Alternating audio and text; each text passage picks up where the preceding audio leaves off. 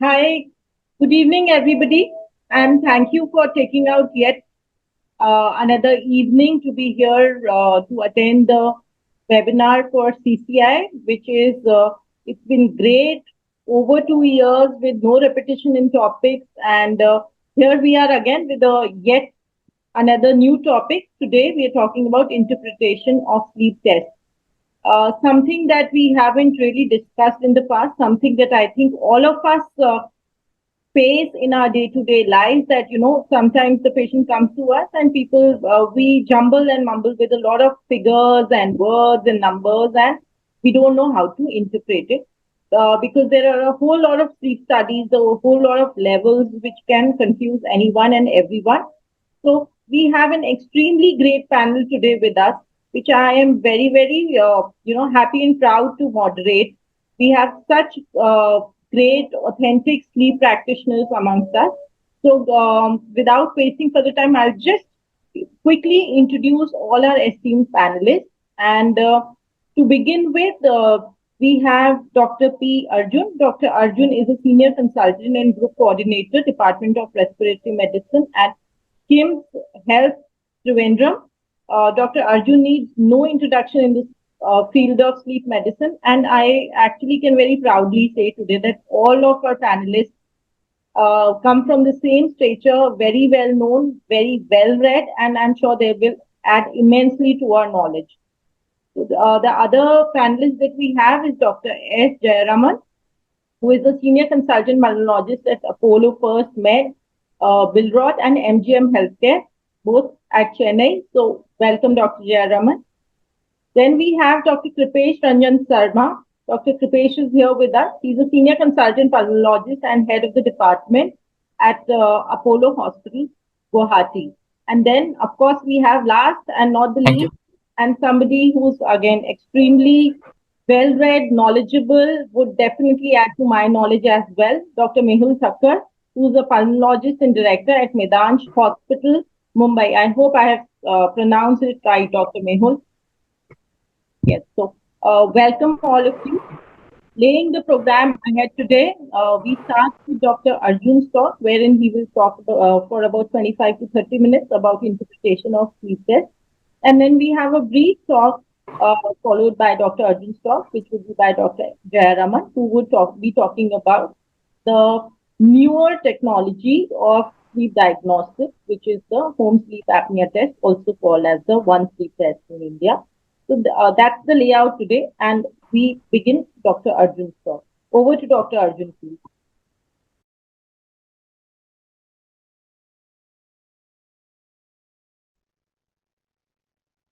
Thank you very much, Shivani, for the kind words of introduction. At the very outset, let me thank Team CCI, especially Dr. Krishna, for having given me this opportunity to speak on this topic, that is how to read a polysomnography report. Let me share my slides now.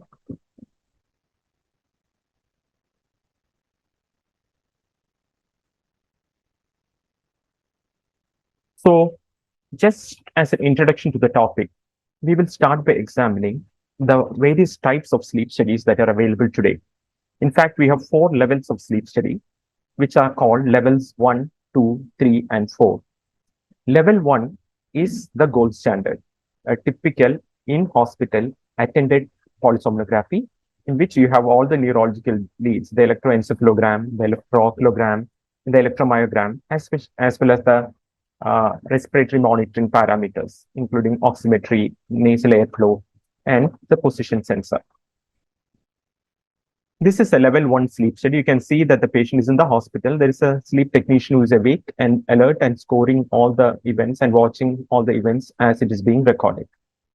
The same thing is done without the presence of a technician, which is an unattended study. It becomes a level 2 sleep study. We call it a level 3 study, in which you have only the cardiorespiratory monitoring. Here, the neurological leads are not there. Hence, you really don't know whether the patient has slept properly or not. All these levels of studies have their own indications. I'm sure in the panel discussion, we will discuss much more about the various levels of sleep studies. The last one is the level 4 sleep study, in which you have only 1 or 2 parameters, one of which essentially is oximetry, but it is not something which is usually recommended for day-to-day practice. With this basic information, let us now go on to the topic proper as how to read a polysomnography report. Here, basically, I'm focusing on a level 1 or a level 2 study report, but this holds good for level 3 reports as well. So we usually start with the patient demographics. Sometimes you may know the patient whom we have posted for a sleep study when the patient comes back with the report. More often than not, the patient has undergone a sleep study elsewhere and the patient comes to you with a report for opinion. So the first thing that you actually look for, you look for the demographics, which is usually given the first part of the report itself. For instance, you can see here, this is a 52-year-old male. You find that his weight is 114 kilos. He has a BMI of 37.7 and a neck circumference of 48 centimeters. This itself gives you a rough idea that you are perhaps dealing with a patient who is most likely to have sleep apnea.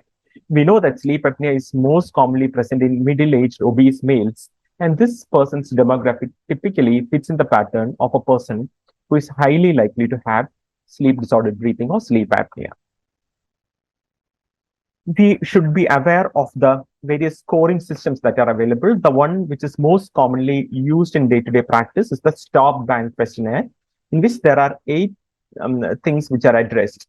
And all this have, they are all can be easy to know as well. S stands for snoring, T is for tiredness, O is the presence of observed apneas, and P is the whether the patient has high blood pressure or not.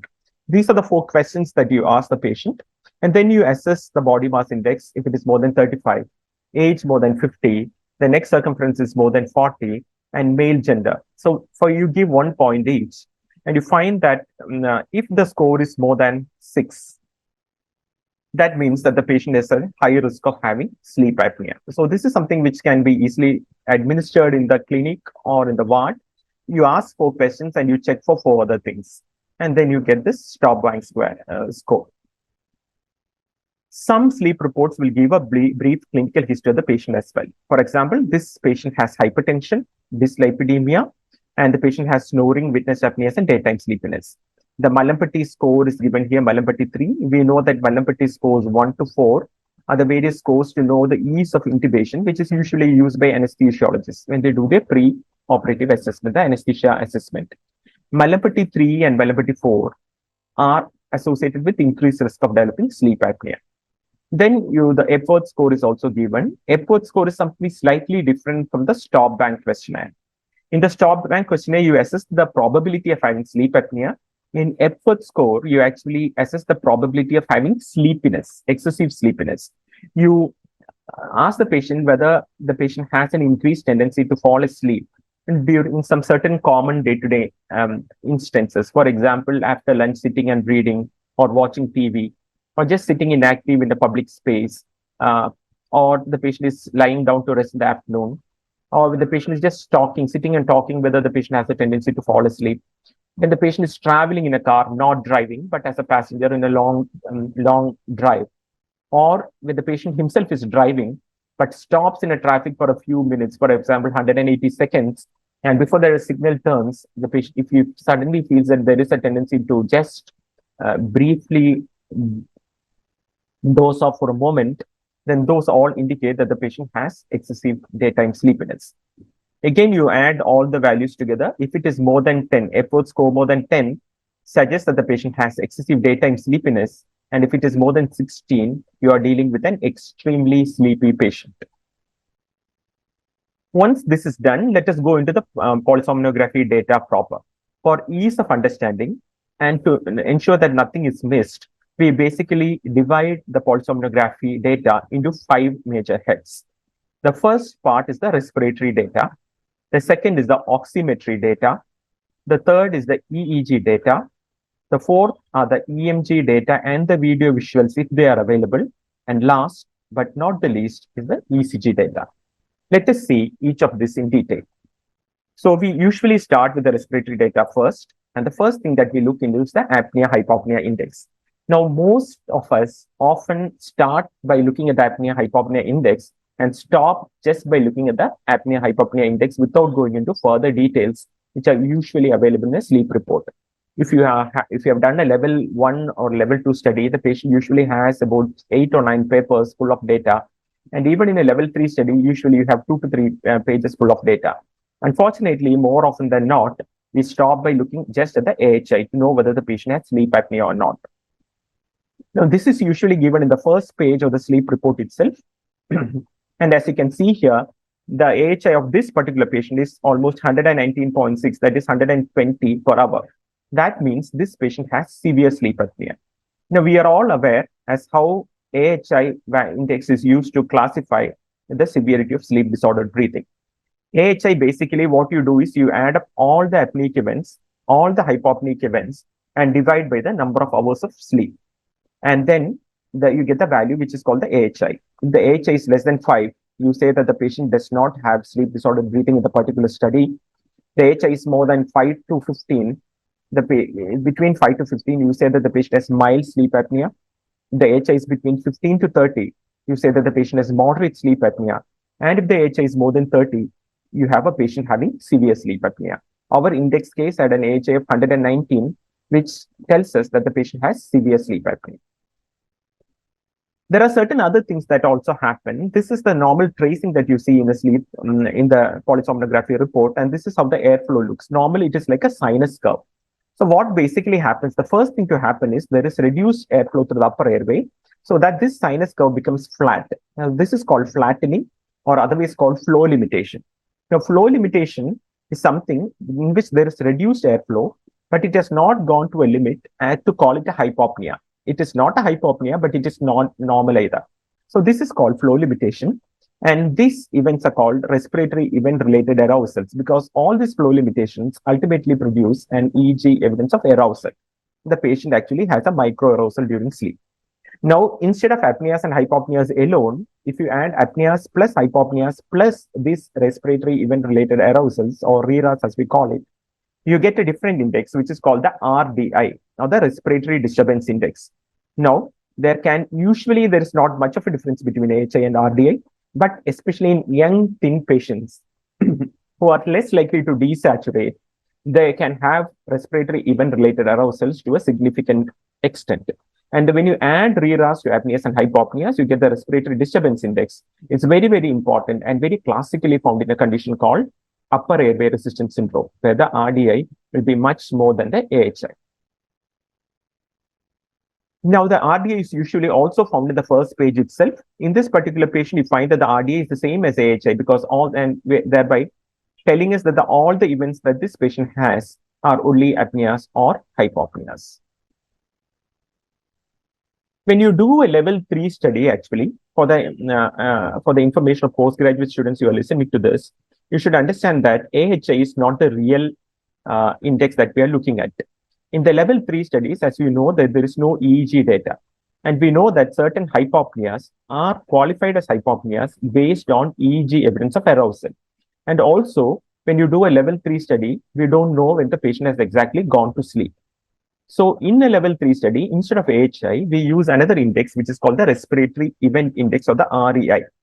The only difference between REI and AHI is the denominator. The numerator is the same, apneas plus hypopneas. In AHI, when you do a level 1 or level 2 study, you know how much time the patient has slept, and that becomes the denominator, total sleep time. When you do a level 3 study, instead of total sleep time, the denominator now becomes total recording time. So when you use total recording time as a denominator, you get a new index, which is called REI, which perhaps is the appropriate index rather than AHI when you use a level 3 study. Once you have looked at the AHI and RDI, the next thing that one has to look for is the presence of positional AHI. Now, this indicates the presence of a condition called positional sleep apnea, which is a phenotype of OSA. Now, you define positional sleep apnea if the supine AHI is at least more than twice the non-supine AHI value. So you have an area in the sleep report which is called the position statistics. For example, in this patient, you can see that the position of the non-supine is 17.6 is the AHI, whereas when the patient lies supine, the AHI is 37.5, which is more than double the non-supine AHI, indicating that this particular patient has the phenotype of positional OSA, the positional sleep apnea. Now, what is the importance of this? These patients get apneas only when they lie on the flat in the supine position. And the disease can be alleviated to a certain extent when you encourage the patient to lie on the sides. So these patients may benefit from positional therapy rather than a CPAP. So positional therapy can be administered in many ways. The age-old custom was to switch a tennis ball to the night dress, so that irritation of the tennis ball would ensure that the patient rolls onto the sides and sleeps on the sides rather than lying flat in the supine position. But now this has become much more sophisticated, and you have US FDA approved devices. Sarmah is an example of a device, which is something sort of a belt which is worn in the chest. And this belt will ensure that the patient will sleep only on the sides, not on the back. And so this phenotype of voicing can easily be treated using positional devices. The next thing that you look for is the presence of REM AHI. That is the AHI value during REM sleep. Now, why is this important? Let us look at this particular case. Now, this is a patient having sleep apnea. When you look at the AHI, the patient has the AHI 6.6, which tells us that the patient has mild sleep apnea. But when you look into the REM AHI or the apneas and the hypopneas that happen during REM sleep, you find this patient has a REM AHI of 42, which indicates that during REM sleep, the patient has severe sleep apnea. We know that during REM sleep, the muscle tone is much less. The propensity of the tongue to fall back and block the upper airway is much higher during REM sleep than during non-REM sleep. So for all practical purposes, this particular patient should be treated as having severe sleep apnea, not a mild sleep apnea, as the overall AHI indicates as 6.6. So always make it a point to examine the REM AHI, and if the REM AHI is high, the patient has to be treated appropriately as having severe disease.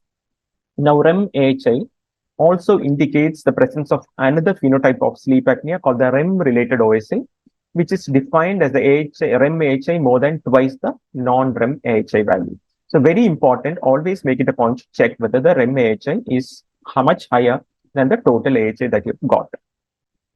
This is a tracing which is found in all sleep reports. We call this the hypnogram. So basically, this tells us a lot of things in a snapshot. The upper part of this, basically, you can see that these are the various stages of sleep. Whatever is shown in black indicates non-REM sleep. Whatever is shown in blue indicates the time in which the patient has been awake. And whatever is shown in red indicates REM sleep. So you can see that these are the desaturations that are happening, and these are the events that are happening. So this particular patient, all the desaturation and all the events are happening when the patient is having REM sleep. Very, very typical of a patient having a REM-related sleep apnea.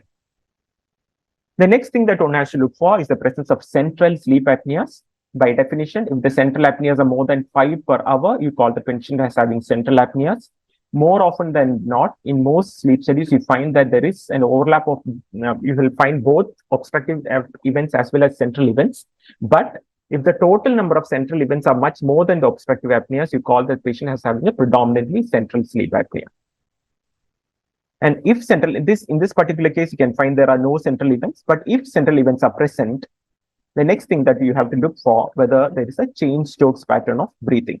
This is the crescendo-decrescendo pattern of breathing, the waxing and waning pattern of breathing, very typically found in patients having congestive heart failure and certain neurological conditions.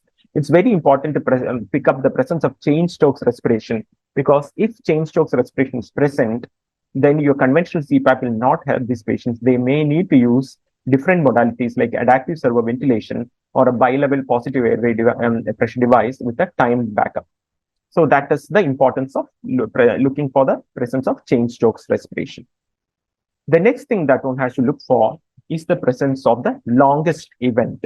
This is very, very important. This should be looked for, and I'll give you an example why it is important. You can usually find it in that apnea-hypopnea statistics. The longest event here in this particular patient is to the tune of almost 1 minute, 58 seconds. Now, why is this important? Let us take two patients. You have a patient A who has an AHI of 22 per hour, indicating that the patient has moderate sleep apnea.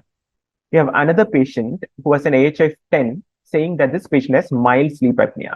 Now, if you are asked a question, which patient has a more severe disease? If you just go with the AHI, we will conclude that patient A, because of the fact that patient has an AHI of 22, has a more severe disease than patient B. But before you come to that conclusion, look at the duration of the event. the mean duration of the event of patient A is 12 seconds. So the apneas are all almost approximate average of 12-second duration. Whereas patient B, the event duration is 90 seconds. For 1.5 minutes, the patient is actually not breathing. So when we factor in this duration of the event also, we understand and it becomes quite clear that patient B has a much more severe disease than patient A, although the AHI is low in patient B. So that is the importance of looking at the duration of the event when you look into the sleep report. That brings us to the end of respiratory data. The next thing that we have to look for is the oximetry data. There are 4 parameters. All of them are extremely important. And as we go along, I will explain why these are important and these have to be looked for. The first thing that we look for is the oxygen desaturation index, or ODI as we call it. Usually given in the first page itself, you can see that the oxygen desaturation index here is 113.7 per hour. This indicates the number of times per hour of sleep the saturation drops to less than 90%. No, normally it should not happen more than 5 times. And if it is more than 5 times, you say that the patient is the desaturation index is high. This particular patient is desaturating to the tune of about 114 times per hour of sleep. The second thing that we look for are 3 parameters. One is the mean oxygen saturation, should always be more than 90%. The next thing that we look for is the lowest recorded saturation. We call it the nadir saturation. Should never go less than 80%. And if it is less than 80, it is actually has very important consequences. The third thing that we look for is a term that we call the hypoxemic burden, or the duration of time in which the saturation has been less than 90%. Normally, you should not have hypoxemic burden in a normal healthy person. So you find that this particular patient's the mean oxygen saturation is less than 90, the lowest saturation is only 71%, and the hypoxemic burden is almost 75 minutes. During the entire night sleep, his oxygen level has been less than 90%, which is to a tune of 41% of the sleep time. The saturation is less than 90%. Now, what is the importance of looking at all these parameters? The importance lies in the fact that using these parameters, we can actually predict whether the patient is going to develop complications of OSA. The oxygen dissociation index, mean oxygen saturation, and hypoxemic burden are indicators that the patient will develop chronic complications of OSA. Whereas the lowest saturation, the nadir saturation, if it is less than 80%, tells us that this patient has an imminent chance of developing the acute complications of OSA.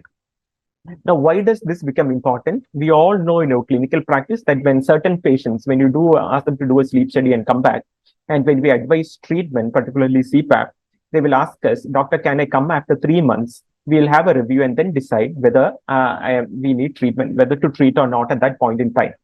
Your answer for that question should be based on these 4 parameters. If you find that the lowest saturation is less than 80% for that particular patient, the patient can imminently develop into the acute complications of OSA. And if you don't treat the patient, start the treatment on appropriate treatment, the patient may end up with complications. So that is the importance of looking at the oximetry data. Now, what are the complications of OSA? The chronic complications include hypertension, especially resistant hypertension or refractory hypertension, which needs 3 or more drugs to treat that hypertension. Presence of cardiac failure, arrhythmias, unexplained pulmonary hypertension, neurocognitive impairment, type 2 diabetes, and stroke. Whereas the acute complications are acute coronary syndromes, especially acute coronary events that happen during night, nocturnal angina, arrhythmias, and stroke. So these can be predicted by looking at the oximetry data. The third thing that we look is the EEG data. Very, very important because of many things that we can understand from this. The normal sleep efficiency is more than 80%. The normal sleep latency is less than 30 minutes. So that within 30 minutes of starting the study, the patient actually should have gone to sleep. And the first REM event usually happens within 60 to 120 minutes. Again, this becomes important because we have seen patients coming back after the sleep study telling us that the patient did not sleep at all. So many patients who have microarousals due to severe apnea or severe sleep apnea will feel that they have not had a good sleep or they had an unrefreshing sleep. So to ensure that whether the patient is really slept or not, just look at the sleep efficiency. You have the sleep efficiency as well as the sleep maintenance efficiency. And if these values are more than 80%, you can be reassured that the patient has had a good sleep and the data is very good for your interpretation. All these are usually found in the first page itself. The latency, the efficiency, the REM latency, everything can be found in the first page itself. When we talk about the EEG data, it's important to know the sleep architecture also. Normally, we know that sleep is made up of two important halves, the non-REM sleep and the REM sleep. Non-REM is the dominant one, which has three parts, N1, N2, and N3. Of this, N2 sleep is the most prominent of that, contributing to 50%. REM sleep contributes to 25%. The sleep architecture is usually found either given as a table or in the form of a pie chart. Now, it is important that you look into the sleep architecture because, again, you can pick up many things here. For instance, you find this patient has spent a lot of time on N1 and very less time on REM sleep. This is again shown in this pie chart as well. This can also be picked up if you use the hypnogram, because you can see that this patient, most of them are blue lines, indicating that the patient was awake for a long period of time. And only after the late part of the night, the patient has had REM sleep. Sometimes you get sleep architecture like this. For example, if you look here, you find that the REM sleep of this patient is 0%. Happens often in patients who have severe sleep apnea.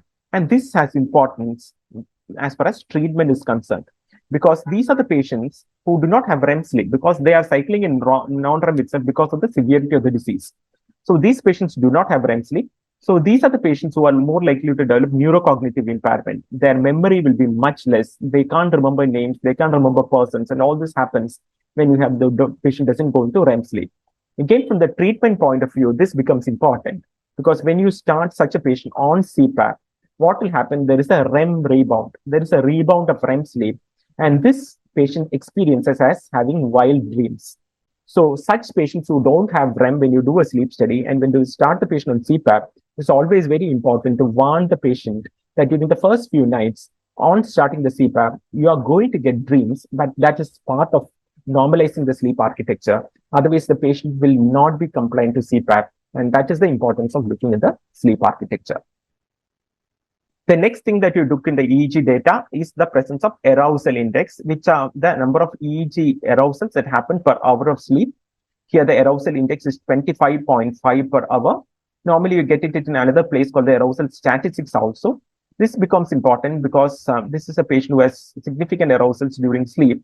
And the normal, what is normal and what is abnormal? In young age, more than 10 arousals per hour is abnormal. But as the patient ages, when the patient crosses the age of 60 years, up to 25 is considered to be normal. And an arousal index of more than 25 per hour is considered to be abnormal. So these are the things that you look for. And those who are interested in EEG, you can actually pick up epileptiform activity.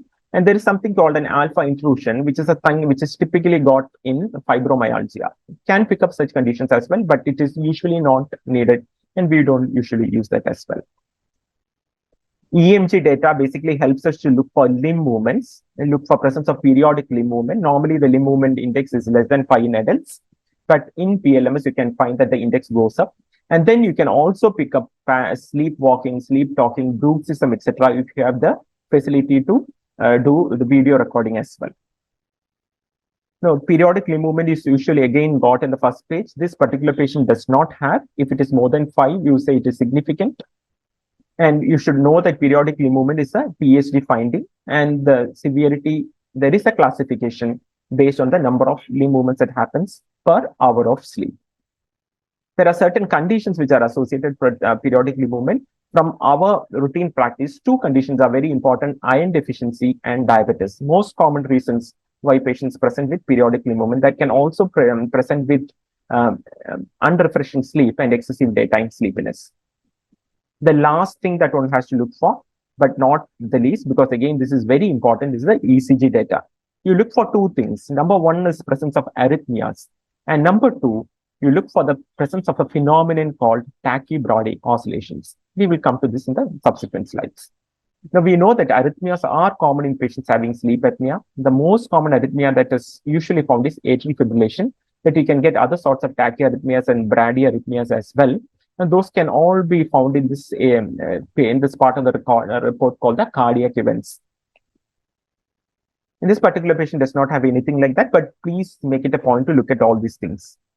The other thing that one has always to look for is whether the patient has tachybrady oscillations. I will spend a couple of minutes talking about this. Normally, when the patient goes into an apnea, what happens is the beginning of the apnea, there is a drop in the heart rate. And the moment the apnea gets over, the patient starts breathing again. There is an EEG evidence of arousal. The patient starts breathing. The heart rate starts going up. Normally, we know that the heart rate is usually stable between 60 to 100. But if there is a variation heart rate beyond these values, the minimum recorded going less than 60 and the maximum going more than 100, you say that patient has tachybrady oscillations. This particular patient, for example, the minimum heart rate recorded is about 26 and the maximum heart rate is about 150. So this patient definitely has heart rate going beyond this range, less than 60 and more than 100. And this patient has tachybrady oscillations. Now, what is the importance of tachybrady oscillations? Tachybrady oscillations indicates that this patient's cardiovascular system is highly unstable and the patient is prone to develop cardiac complications like cardiac failure, arrhythmias, and all other and unexplained, even sudden cardiac death are all possible if there is presence of tachybrady oscillations. Again, an important pointer to know how stable the cardiovascular system is and whether the patient is prone to develop cardiovascular complications. So finally, to recap, we divided the respiratory the polysomnographic data into 5 heads. These are the things that one has to look in the respiratory data. We just saw all of them: AHI, RDI, positional AHI, REM AHI, whether presence of central sleep apnea, whether change strokes is present or not, and the importance of looking at the longest event.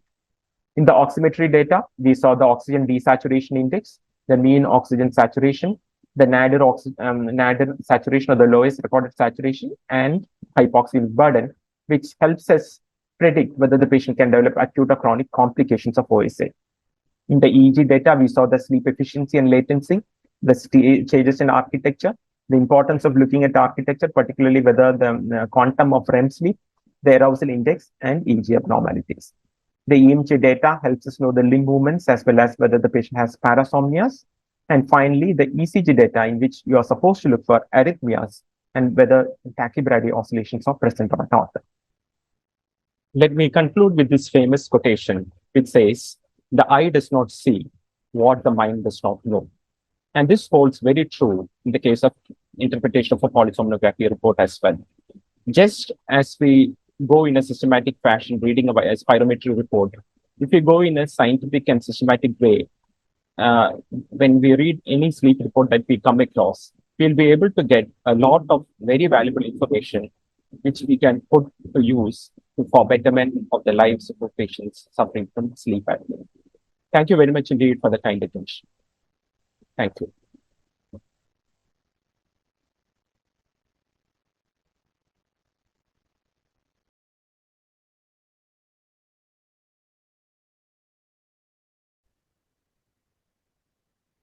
Very good evening. Thank you, CCI leaders, for this wonderful opportunity in this platform to spread the knowledge across India. So thank you, CCI leaders, mainly the Krishna sir, Narayana sir, and other leaders of our CCI. So moderator of this day today, Dr. Shivani, thank you for the nice intro. Today, I'll be presenting interpretation of sleep test. See here, home sleep apnea testing is a commonly performed test in our places. This comes under the polygraphy level 3 study, which measures mostly the 5 parameters. One is the nasal flow, respiratory effort, oxygen saturation, pulse, snoring. It is derived from the flow. So this is the report. We can see clearly the color coding as well as the main metric index we are going to derive from the home sleep apnea testing is the apnea hypopnea index or AHI, and other thing is the respiratory event index. Both are more or less equivalent to that. These two values we are going to derive from the level 3 study. And one more thing is the oxygen desaturation index. This patient presented to us with the heavy snoring daily and BMI of 28. So we did a sleep study. This is the mild obstructive sleep apnea. So this is the graph. You can see clearly here there is a snoring and respiratory effort and the pulse, and you can see the saturation.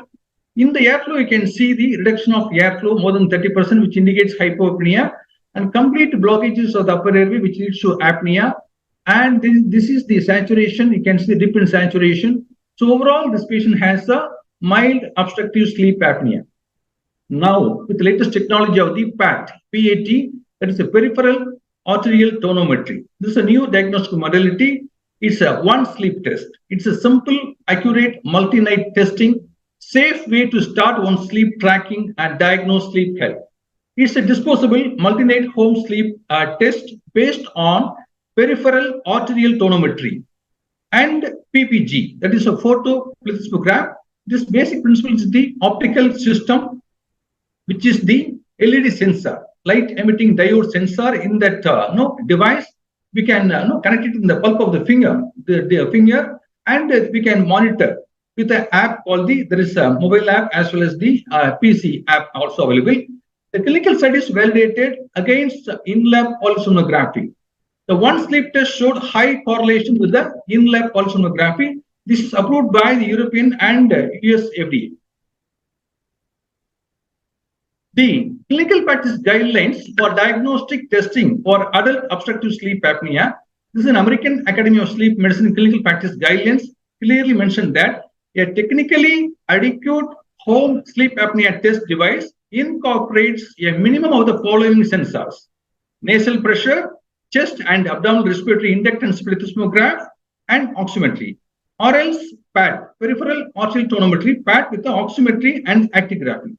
In the home sleep test testing, the rules for adult patients, these are the general parameters to be reported: type of device, sleep-wake cycle, airflow, and the respiratory effort, oxygen saturation, heart rate, body position, etc. And recording data to be reported are recording starting time and ending time, duration of recording, estimated sleep time, and the heart rate and the respiratory event index and oxygen desaturation index. This is the event detection principles in the PAT technology. You can see here, this is on epoch or montage, we can call it as. And in this, you can see this graph, end stage of apnea with the restoration of normal airflow.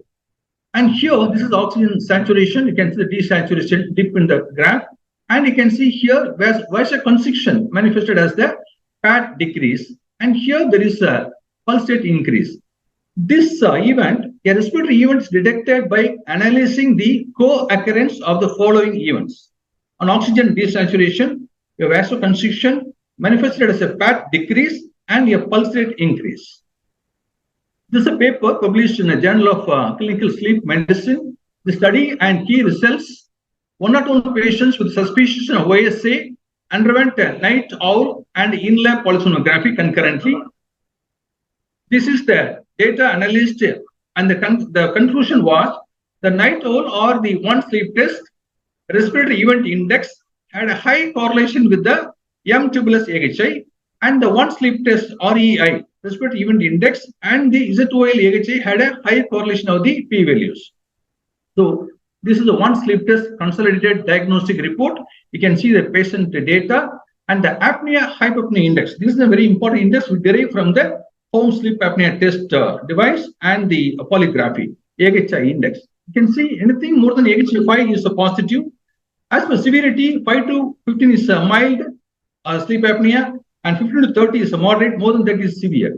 You can see here all the parameters, and one more criteria, SpO2, oxygen desaturation. You can see the maximum and minimum oxygen saturation, desaturation, and total sleep time we can record in this thing. This is the one sleep test summarized report. You can see here SpO2 monitoring and a PPG, photoplethysmographic, and pulse rate and activity. The total sleep time is the 6 hours, 6 minutes, and oxygen desaturation index is 14 per hour. Apnea hypopnea index is 11 per hour. There are certain contraindications of this PAT technology. Could be impacted by alterations in the sympathetic response or impaired perfusion at the peripheral finger tissue. There are two main contraindications of this PAT technology. One is the use of drugs that alter the autonomic system, such as alpha-adrenergic antagonists, clinically relevant peripheral vascular disease, such as secondary Raynaud's disease. OSA diagnosis, PSG, level 1 is the gold standard because a lot of disadvantages to the patients, higher cost, getting appointment is difficult, and the technically qualified polysonogram technician availability is one of the important negative points. Level 2 or 3 studies well accepted as of now, and this is a one-night study, and it's a low cost when coming into the level 1 study and mild inconvenience to patient. Now the PAT technology-based tests are making its way. It's very easily available, disposable, and the lowest cost and convenience. So in panel, we'll discuss in detail about that. So thank you very much for this patient listening. Thank you.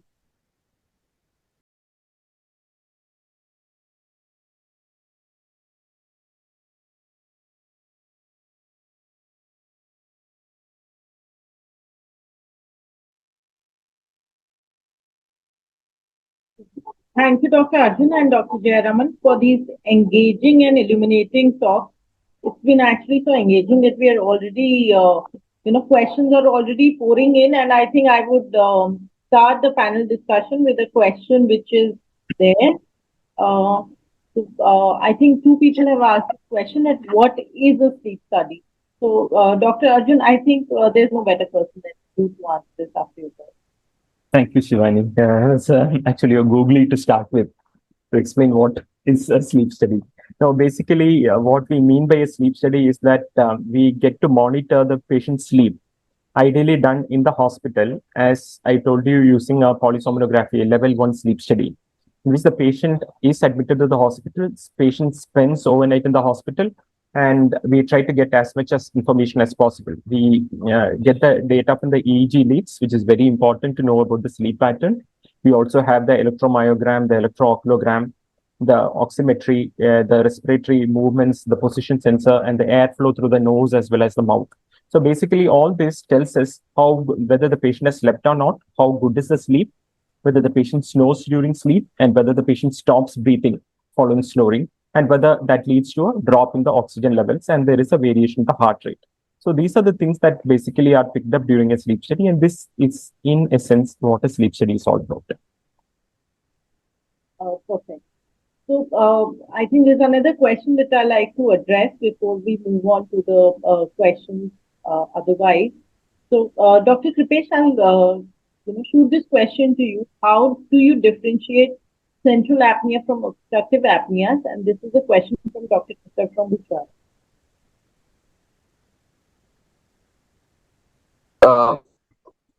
When a patient has apnea or hypopnea events or airflow limitation, but there is associated thoracic or abdominal movement is there, then it is obstructive apneas. But if in absence of thoracic or abdominal movement, we make it as a central event or central apneas. So by looking into the presence of associated thoracic or abdominal movement is there or not, we can differentiate between an obstructive or a central event. I hope that answers your question that, when there is absolute absence of effort, it's a central apnea, and when just absence of airflow, that's a obstructive event. So there's another question. So I think these are very important and basic questions, and it's great that we already have so many questions which we need to address. So from Delhi, somebody wants to know what exactly is an epoch. So Dr. Mehul, will you please take this? Yeah, first of all, thank you, CCI, for including me in this panel. And thank you, Dr. Kiran, for the question. Now, epoch is basically a 30-second recording of the whole sleep event that you have done. Dr. Arjun was showing all the graphs that he was showing. Those were maybe consolidated graphs for the whole 6 hours or 7 hours of the sleep. If you see a 30-second recording where you're going to decipher each and everything, and you're going to chart out the abdominal movements, your airflow, you're going to chart out the oxygen saturation, your ECG readings, that 30-second is called as an epoch. And in a manual scoring system, which is the level 1 sleep study, what Dr. Arjun was mentioning, you're going to study each epoch one thing at a time and then decipher what is happening. Wow. So I don't think anybody could have explained it so simply. That's what it is. It's actually all the graphs and all the readings and everything divided into 30-second intervals and read one at a time. So absolutely perfect answer. Dr. Arjun, I'll come back to you. We've been talking about, sleep studies. Of course, you mentioned a few tools also that, you use to assess a patient in the OPD. So are there any other tools or, for people who joined late, maybe also talk a little about the ones that you've already talked? Okay, Shivani. I mean, as I said in my talk, there are a couple of tools which are commonly used. The most commonly used one, and which I use in my practice regularly, is the stock bank questionnaire. As we saw, there are 8 parameters in that. There are 4 questions that are asked. The first one is S stands for snoring, T for presence of tiredness, O is for presence of observed apneas, and P is whether the patient has blood pressure or not. And the bank, B stands for BMI more than 35, A for age more than 50, N for the neck circumference more than 40, and G for male gender. So you give one score for each and you add up all the scores. And if it is between 0 to 3, you say that the patient has a low risk of developing sleep apnea. It is between 4 to 5, it's a moderate, intermediate risk. And if it is more than 6, these are the patients who have a high risk for sleep apnea. And these are the patients who really need to be subjected to a sleep study to know whether they have the problem or not. The other questionnaire, which has been there for a long time, but it is a bit cumbersome to use, is the Berlin questionnaire. So we usually never use it, only it's used more for research purposes. Then you have the Epworth Sleepiness Score, which people talk about a lot. What I want to reiterate is Epworth just tells us about excessive sleepiness. It does not tell us about sleep apnea. Whether just know that the patient is sleepy or not by asking a few common questions, situations, and ask whether the patient has a low chance, intermediate chance, or a high chance to fall asleep. So stop bank for me is the best possible screening tool that you can use in practice. Correct. Sir, anything you'd like to add about the sleep diary, which is definitely not related to a sleep apnea, but since we're talking about all tests which are related? Yeah, sleep diary is something which we always ask the patient to keep. That tells us a lot of things when the patient goes to sleep, when he wakes up, whether the rhythm of sleep is normal, just to ensure that the patient does not sleep during daytime, to avoid caffeine and things like that. Just for our understanding that the patient's sleep hygiene is good. That is what it is. So I think it's a beautiful tool, which is a graphical representation of multiple nights. So the patient can, just make it at home, chart it, and bring it back to you in the OPD. So going to Dr. Jayaraman, so I think we've been talking about sleep, and a normal question when you go to, somebody, you meet somebody as a sleep practitioner, the moment you mention the word sleep, the common question that comes to you would be that what is the minimum duration of sleep that a person needs. However, I'd just like to add another caveat to it. So what do you think is the minimum duration of sleep needed to consider a sleep study successful? So when you're doing a sleep study, when do you say that looking at the various parameters that Dr. Arjun has already discussed, what is the sweet spot? Yes, Shivani. So thank you, CCA, for this wonderful opportunity. So coming to the questions, the minimum duration of sleep, in which when you say the complete sleep study, the minimum duration of sleep in a sleep study is, as per the American Academy of Sleep Medicine, clearly mentioned that in a full night polysomnography, in a level 1 full night polysomnography, 4 hours, minimum 4 hours of sleep is mandatory to see all the sleep architecture, sleep stage, sleep efficiency. If you take the example, in a case of the main sleep stages, non-REM sleep stages, N1, N2, N3, this is a 75% of the occupancy in the sleep. N1 takes 5%, and N2 is the predominant one, 50% it takes, and N3 caters the 20%, totally 75%. The remaining 25% rapid eye movement sleep it takes. From this non-REM and REM, it will take the REM sleep cycles once in 90 minutes to 120 minutes. There is 2 hours. So as per the recommendation, 4 hours of this sleep cycle, this duration, minimum sleep duration, is very, very essential to come to the diagnosis that we can see all the parameters. So to conclude the diagnosis, minimum 4 hours sleep is mandatory for the full night polysomnography. In the case of split night, minimum 2 hours is mandatory for the scoring of the apnea, hypopnea index, etc. So for full night study, 4 hours minimum sleep is mandatory for the diagnosis. This is the complete sleep study as understood. Thank you. I think that's perfect. And that's very important to know that at least a minimum of 2 hours in the diagnostic and 3 hours in the titration period is mandatory when it comes to a split night study. Absolutely. Dr. Kripesh, going back to you, and we were talking about Dr. Arjun has already enlightened us about what are the different levels. Would you just like to quickly please revise it for us? What are, because I think people find it very confusing. What are level 1, 2, 3, 4? I'm not getting the question clearly. So, would you just like to sum up what are the different levels of sleep studies, like the level 1, level 2, level 3, level 4? Yeah, sure. Actually, my network having some problem. Okay, actually, we have a basically 4 level of sleep study, and level 1, which include minimum 7 parameters, that including your EEG, UZ, EMG, then airflow, oximetry, thoracic and abdominal movement. And this is level 1 is a fully attended sleep study where it is done in a sleep lab. There is a sleep technician is present. Then level 2 sleep study is the record almost the same parameter as the level 1. But the difference is that this is an unattended sleep study. Then level 3 that usually which most of the pulmonologists do, where there is a minimum 4 parameters are being recorded.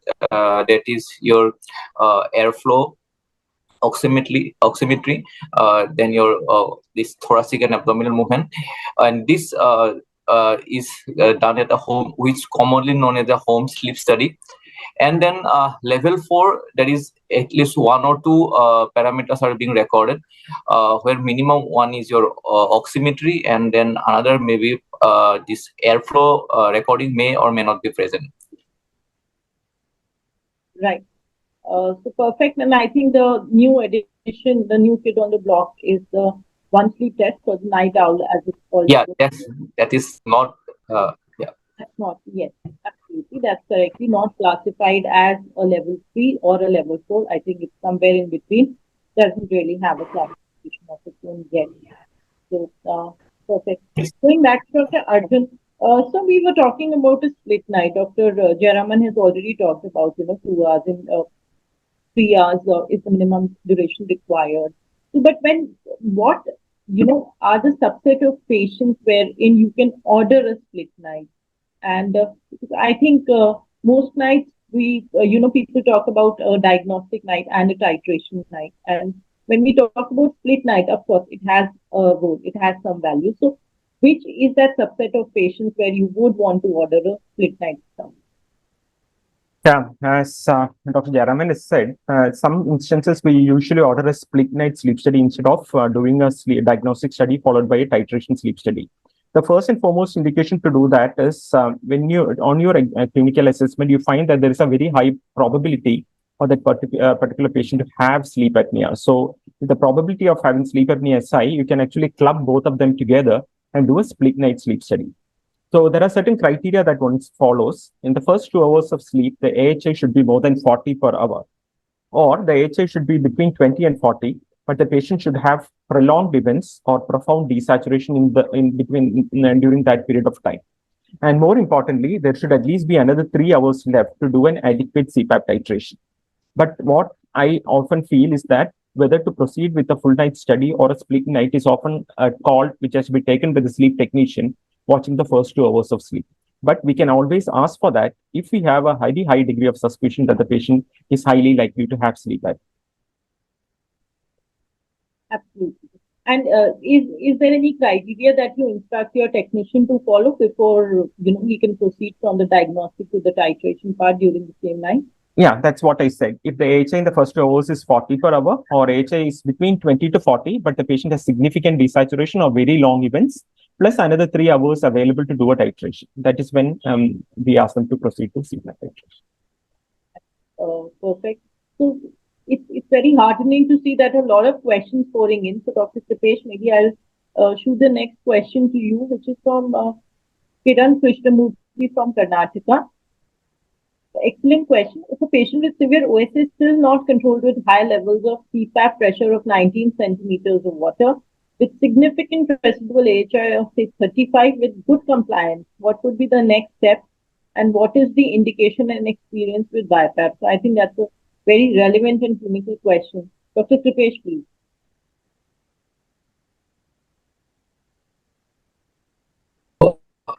Basically, those patients who need a very high CPAP pressure and where the tolerance is always a bigger issue, then we have to titrate them with a BiPAP. And this again is hello. Yeah, you're audible. Yeah.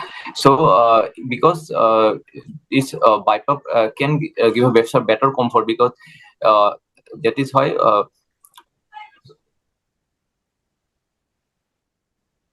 hello. Yeah, you're audible. I think we lost Dr. Kripesh. Dr. Mehul, would you like to take this over? Yeah, so in CPAP, compliance is a big issue. If you have high pressures, patients may not be able to manage them. And many a times while doing the titration, you realize you've gone high enough and still the AHI is not getting controlled.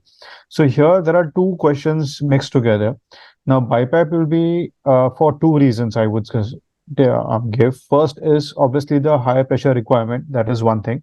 Secondly, if there's any other indication for a BiPAP, like a patient has COPD or has any other disorder overlap, BiPAP would be generally preferable for such patients. Now, coming back to the first part of the question, where there is a CPAP pressure requirement which is very high, while titration, the goal of titration is to get the best reduction in the AHI with the best possible oxygen saturation. And there, if your CPAP pressures are exceeding 19, I think BiPAP should be preferred. And the technician takes a call on that. And that's why titration studies are very important. Yeah, absolutely. I think, and I'm not sure if the patient actually ever had a good titration, or, sometimes people just tend to gain more weight or some other medical illness and lead to an increase in AHI, maybe something hormonal. So, in either case, I think both were trying to say that in any case, I think BiPAP would be a safe pressure, because the patient would technically find it extremely difficult to exhale against such a high pressure. Exactly. Then, so the entire purpose of giving them a CPAP is going to be lost by discomfort. So I absolutely agree with the point. And Sorry, my network got disconnected. That's okay. That's okay. So I'll shoot the next question to you again. What is nasal flowmetry, Dr. Kripesh? Pardon? What is nasal flowmetry? This is a question from Kamal from Karnataka. Okay.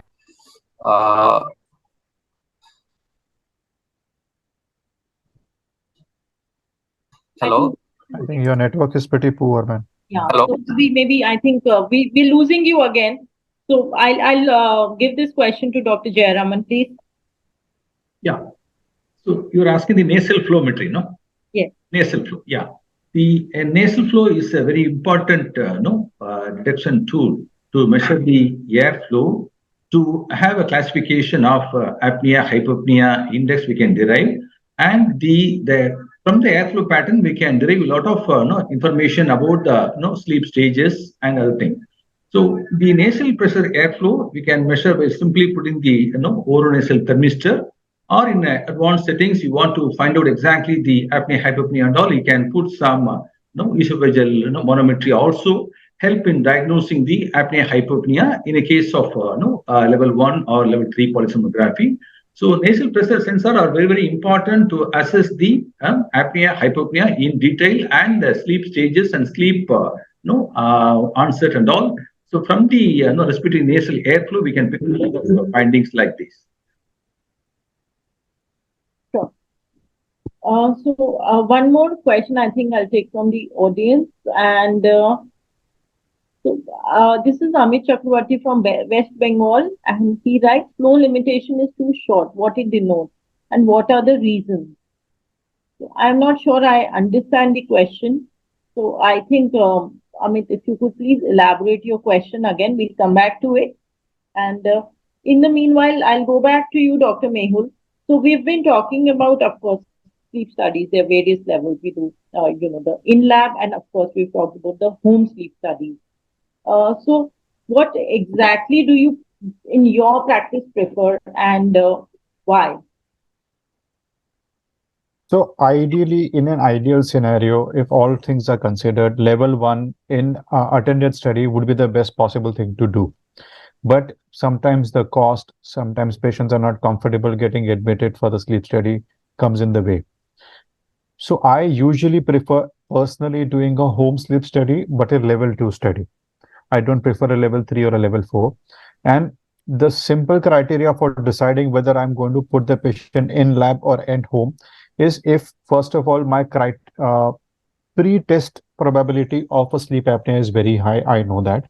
Secondly, I don't expect any, central apnea events. There are no neurological complications. There are no neuromuscular complications, no strokes, no other parasomnias or anything which I'm expecting in a patient. Then a home sleep study level 2 should be sufficient. If level 1 has an advantage where you can see seizures, where you can probably initiate a split night study, as Dr. Arjun was saying. So if I am suspecting or expecting those kind of patients, then I go for level 1. But preferably, I go for level 2. It saves the patient's cost. I have a trained sleep technician who can help me out in that. And secondly, it is easier to do. I mean, the wait time is pretty less. So I'd like to just sum it up to you. So maybe somebody who has a high suspicion is somebody you'll go in, you're okay, and not too many comorbidities or yeah. So then you'll probably prefer go for a home sleep test. Yeah. Level 2 home sleep study because the wait time is short and of course the cost is much less. Yeah. In India. Absolutely, okay. So is Dr. Kripesh back? I don't think so. So I'll go to Dr. S Jayaraman again. So we've talked about the indices. Dr. Arjun has extensively and beautifully covered about all the indices that have to be, interpreted while you're reading a sleep study. So apart from AHI, just to sum it up, what other things are important when you're looking for sleep-related breathing disorder? Yeah. Regarding the sleep-related breathing disorder diagnosis, apart from the AHI, apnea-hypopnea index, so if you do the level 3 study, that is level 3 polygraphy, one more index apart from AHI is the REI, respiratory event index. Already Arjun mentioned about that. Respiratory event index is the apnea or hypopnea plus the total recording time per hour. So this also we have to take in consideration that apart from the AHI, apnea hypopnea index, the respiratory event index is very, very important in level 3 polygraphy. And we have a oxygen desaturation index, ODI. So these three are very important in the level 3 polygraphy. So from this index, apnea hypopnea index and the respiratory event index and the oxygen desaturation index, from this index we can come to the conclusion that the severity of the OSA. And coming to the level 1 polysomnography, this is the gold standard.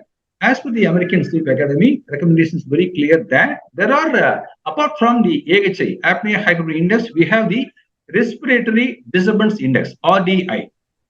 This is an important index, more than or equivalent or more than superior than the apnea hypopnea index. This is a similar measure to AHI. This is a RERA, that is a respiratory event related arousal per hour. What is respiratory event related arousal per hour? That is increasing respiratory effort continuously more than 10 seconds leads to arousal from sleep. So this does not fit in the criteria of the apnea or hypopnea. So this RDI, respiratory disturbance index, RERA per hour, is a very important criteria index to diagnose the sleep-related breathing disorder. This is one of the important things. And also other disorders, other index like arousal index and all, very, very important. So main index, apart from the AHI, is the respiratory disturbance index, which calculate the RERA. RERA events are very important to diagnose a lot of things. Examine the upper airway resistance syndrome, UARS.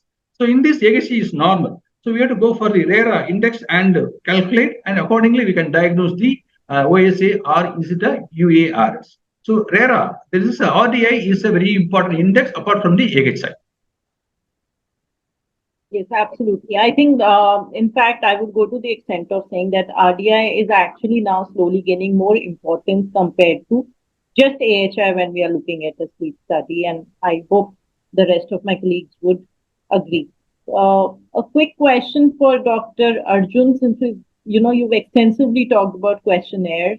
There's a question from Odisha by Swadesh Mohanty who wants to know if which is more sensitive to pick up sleep abnormalities, Berlin questionnaire or stop bang? When we talk about the sensitivity and specificity, Berlin questionnaire is much more sensitive than stop bang questionnaire, whereas stop bang is much more specific to pick up sleep apneas. So sensitivity is more for Berlin, specificity is more for stop bang questionnaire. So, I'll give the next question to Dr. Kripesh. Dr. Kripesh, are you audible now? Is your network sorted? Dr. Kripesh? Yes. Yes. So, am I audible? Yes, you are, thankfully. Kamal from Karnataka wants to know if a level 3 study is enough to diagnose a sleep apnea and start CPAP therapy or recommend surgery. Yes, level 3 is if the patient don't have any other complication, level 3 studies is enough to make a diagnosis of sleep apnea and start the patient on a CPAP therapy. But if the patient has some other complication like associated cardiorespiratory diseases are there, then level 3 may not be enough at that point. Can I add to that? Yes.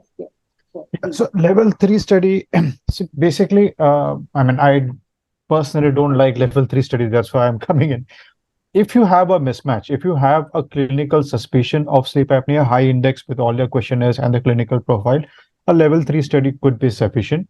And if sometimes you suspect clinically the sleep apnea would be severe, patient is actually sleeping while giving you history. And sometimes you see the level 3 study showing an AHI of 6.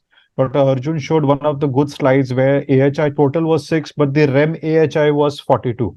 So sometimes there is a difference between the REM and the non-REM AHI. That will not be picked up by a level 3 study.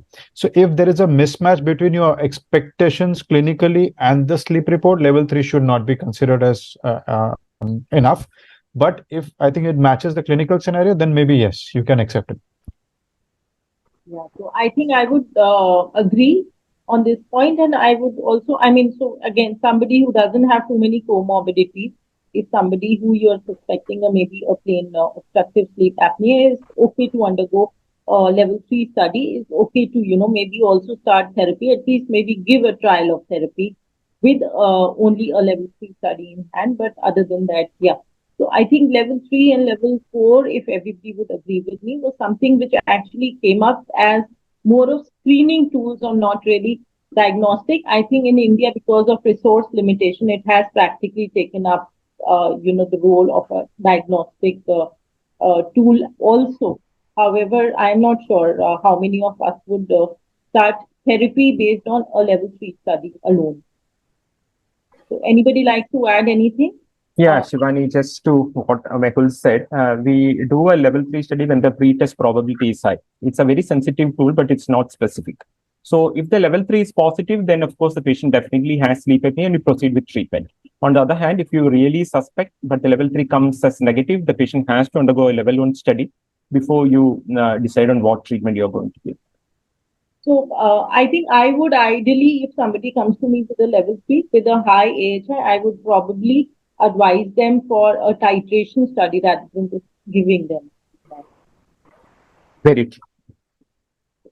I think so. We are all on the same page with that we, before advising therapy, we do titration if the patient has a level 3 study. So a titration is a must in any case.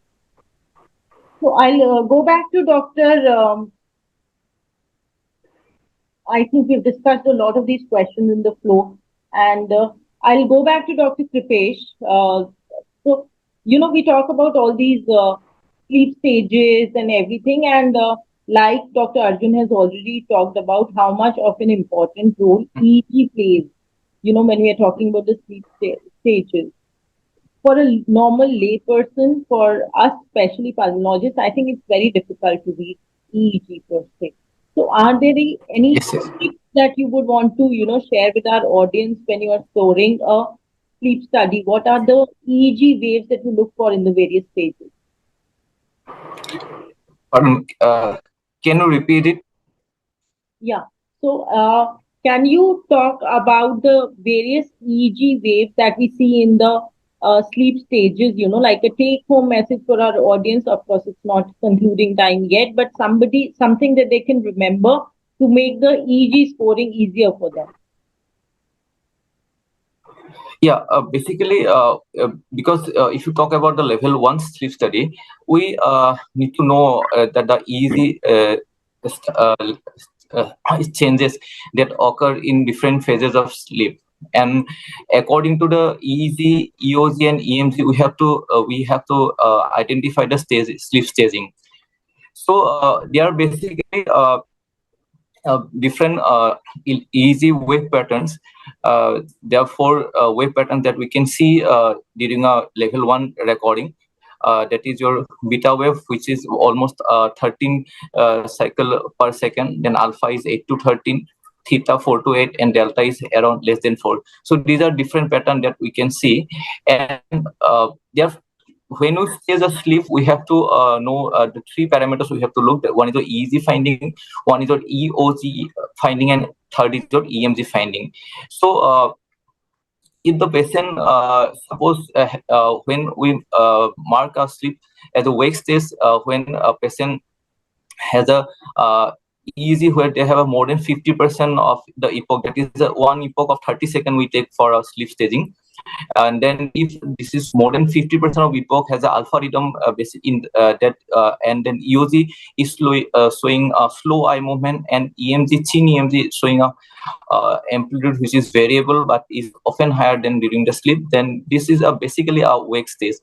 Then patients slowly shift into the stage N, where there is a alpha rhythm will now there is a reduced, and this is attenuated, and it is replaced by low amplitude mixed frequency with that is around 4 to 7 hertz, and this is almost more than 50% of the epoch will be there. And there's sometimes there may be presence of vortex harp wave, and EOG there will be a slow eye movement may be present in N1, but these are not specific.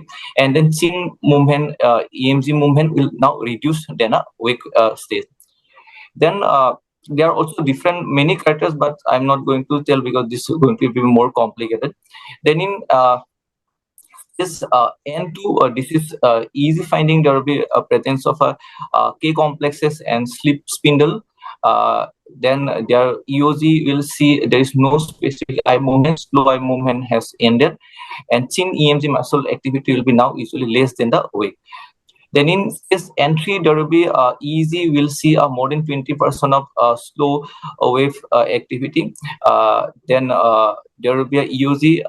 Eye movements are not typically seen during this entry, and EMG will be again gradually reduced. That is, chin EMG is variable amplitude and often lower than a N2. And in space R, there will be a low amplitude mixed frequency waves in EEG. Then in eye movement, we can see REMS, rapid eye movement, and EMG muscle tone will be maximally reduced in this phase.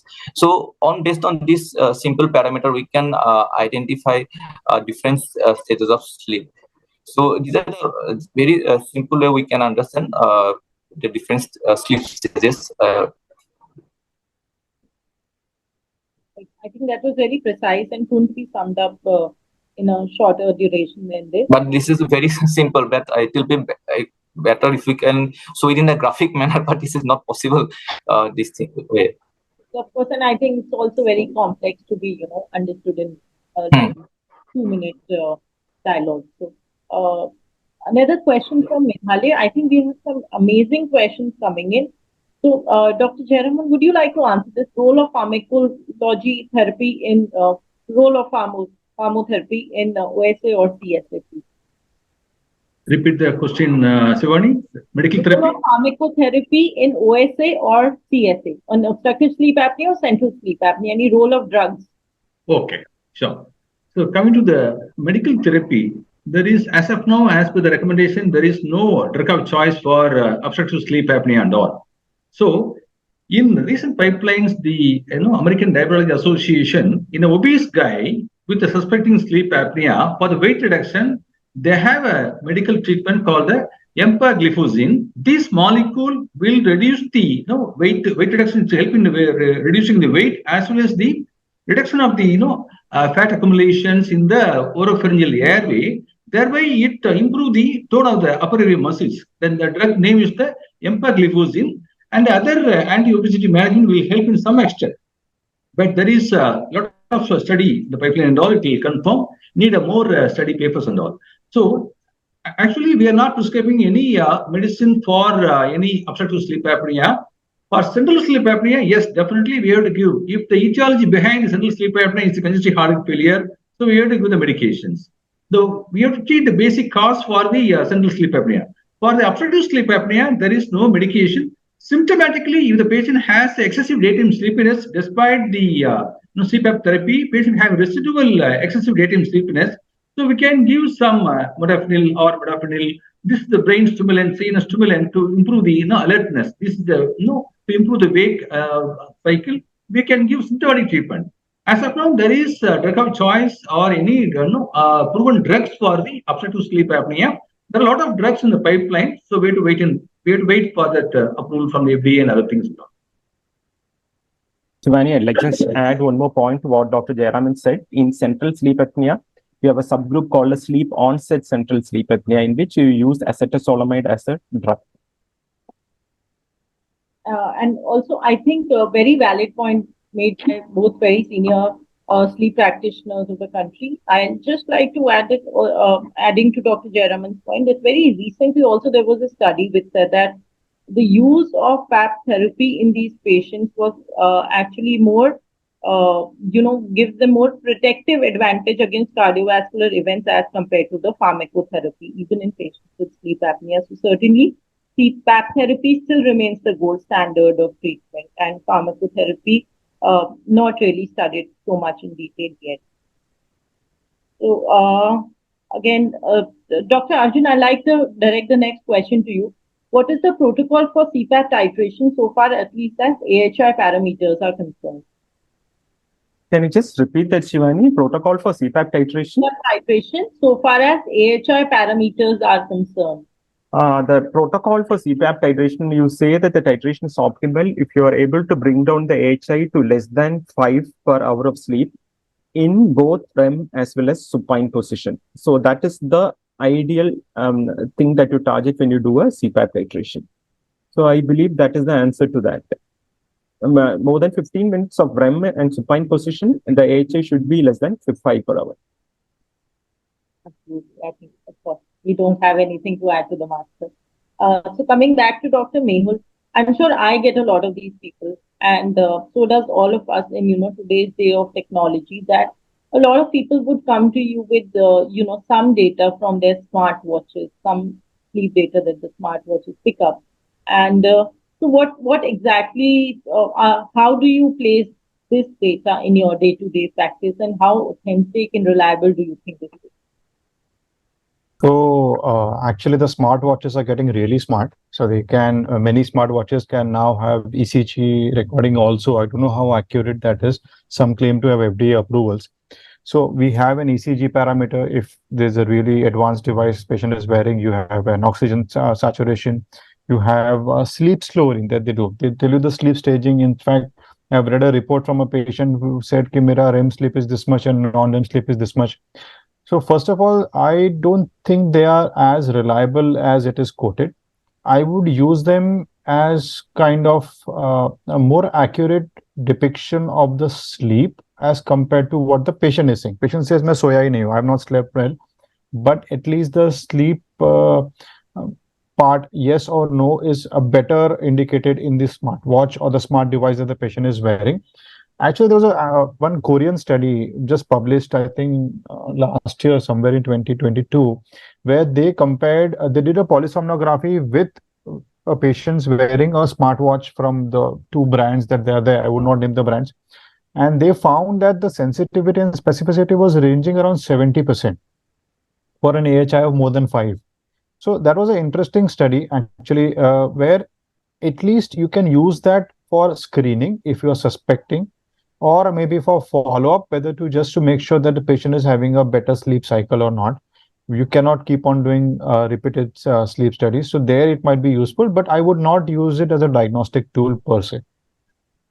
Yeah, so I think at best it plays maybe as a screening tool that the patients have screened themselves, aware enough to come to you. Yeah. Absolutely. So I'll go to Dr. Kripesh. There's a question from Chennai, Tamil Nadu by Imran Khan, who wants to know what is the treatment modality to follow in cases of mild OSA? Again, a very pertinent question. So do you advise them CPAP or you just ask them to, get more physically active and shed some weight? Yeah, in case of a mild sleep apnea, the most important thing is that their lifestyle modification and weight reduction. These are the primary thing, and we usually don't advise them for directly for a CPAP titration, provided they don't have any other comorbidities like uncontrolled diabetes or high blood pressure. Or these are the patients which may be more benefited for surgical intervention or mandibular devices, where in mild sleep apnea cases, I always send the patient to our ENT colleague for an evaluation. So there's another question which is on similar lines. Can I just add a couple of things to that? It's very important that this is a very controversial area, mild sleep apnea, to treat or not to treat. So if the AHI is between 5 and 15, where we call it mild sleep apnea, there are certain very clear indications to treat that patients. For instance, the patient has a comorbid condition like hypertension, cardiovascular disease, diabetes, neurocognitive impairment, or if the patient is in a job that requires a high degree of alertness like pilots, drivers, etc., or the patient has significant excessive daytime sleepiness and disturbed sleep and witness apneas, these are indications to treat mild OSA. If none of these are there, actually you can wait and watch and then take it as it comes. Right. So I think both people agree that a mild sleep apnea only has to be treated if the patient is very symptomatic, if he has any comorbidities, or if he's in a job which demands a lot of mental attention, or is dealing with a lot of life in his line of work. So I think that's the message that we have from this one. But at the same time, I'll just like to, since Dr. Kripesh was talking about, sending these patients to his ENT colleague to look for other problems. So how exactly do we place DISE, that is dynamic drug-induced sleep endoscopy. Drug-induced sleep endoscopy. Drug-induced sleep endoscopy. Drug-induced MRI. So how exactly do we place those in our day-to-day practice when we are talking about these patients? So Dr. Jayaraman, would you want to answer that? Yeah, this is regarding the sleep endoscopy and sleep MRI. This is very important for the surgeons to see the level of obstruction, where exactly the level of obstruction, whether is it a retropalatal level or retroglossal level. So for that purposes, the sleep endoscopy, DISE, drug-induced sleep endoscopy, as well as the dynamic MRI and sleep MRI are very, very important before the surgical procedures. Whether any bony component or soft tissue component, so what kind of surgery will help in this patient? There is a 25 to 30% of people will benefit from the surgery. Definitely, there is a good treatment recovery will be there. Curative treatment. Any patients, young or middle-aged individuals with a mild, moderate sleep apnea, we have to see the patient as a curative intent, not the long-term patients like CPAP long-term and all. So these kind of mild to moderate OSA, young individuals, middle-aged individuals, we see the patient as a curative intent. We send the patient to ENT evaluation for the upper airway surgeries like the coablations or laser applications. A lot of surgical treatments available. 25 to 30% people will cure from the disease by subjecting the patients for the drug-induced endoscopy, that is the sleep endoscopy, as well as the MRI scan to see the level of obstruction. Thereby, they plan whether the palatal surgery or lingual-based surgeries, coablation surgeries, and all. So they do as a single stage procedure or two-stage procedures for the surgical treatment. They open up the pharyngeal expansion surgery. Sometimes 25% of the patients of OSA, mild to moderate, middle-aged people or young individuals, will benefit from these kind of surgical procedures. Yeah.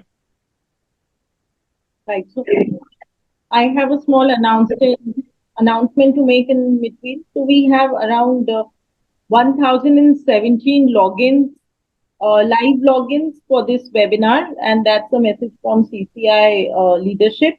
And I would really like to extend a warm thank you from all of us at CCI from everybody who is participating in this webinar, whether as panelists, as myself, and as definitely the audience.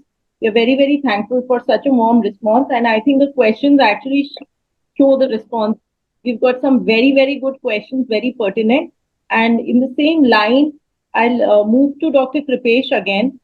Again, excellent question. And I think so somebody from Imran Khan from Chennai wants to know again that if a patient with OSA has nasal symptoms like DNS or sinusitis, how do you manage that? So do you give them CPAP, or do you send them to their ENT colleagues, and or do you ask them to go through surgery?